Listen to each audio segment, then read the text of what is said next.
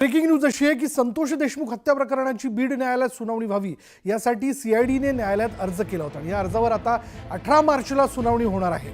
सुरक्षेच्या कारणास्तव ही सुनावणी बीड न्यायालयात घ्या अशी विनंती सीआयडीने न्यायालयाला केली आणि आरोपीच्या वकिलांनी लेखी म्हणणं मांडण्यासाठी वेळ मागितल्यानं सुनावणी पुढे ढकलण्यात आली। त्यामुळे 12 मार्च रोजी संतोष देशमुख हत्या प्रकरणात होणारी दुसरी सुनावणी केज न्यायालयातच होणार आहे।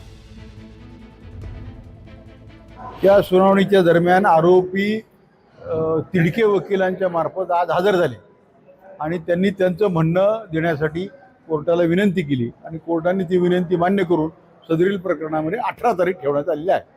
आता जी 12 तारखेला सुनावणी होणार आहे तारखेची सुनावणी ही केजलाच होईल।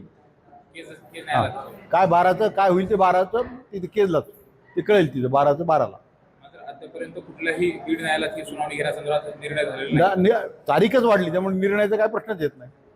अर्जामध्ये असं म्हणणं आहे की जेलमधून केजला आरोपींना नेणं हे थोडंसं लॉ अँड ऑर्डरच्या दृष्टीने अडचणीचं आहे।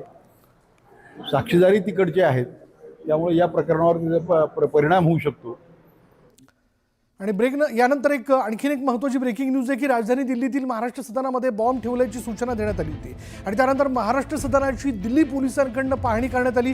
दिल्ली पोलीस बॉम्ब शोधक पथक आणि अग्निशमन दल महाराष्ट्र सदनात दाखल झालं होतं आणि त्यांनी पाहणी केलेली आहे।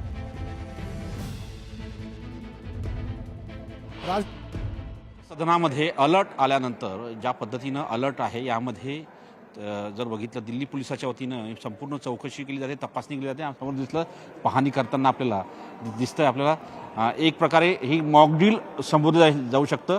मॉकड्रिल आहे कारण की संसदेचं अर्थसंकल्पीय अधिवेशन सुरू आहे आणि अधिवेशनादरम्यान अनेक प्रकारचे अलर्ट असतात। त्यात अलर्टच्या अंतर्गत जर बघितलं तर ही दिल्ली पोलिसांच्या वतीने मॉकड्रिल सुरू आहे।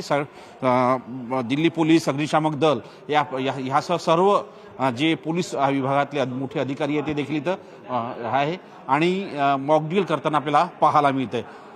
नवी दिल्लीहून व्हिडिओ जर्नलिस्ट योगीसह प्रशांत न्यूज 18 लोकमत।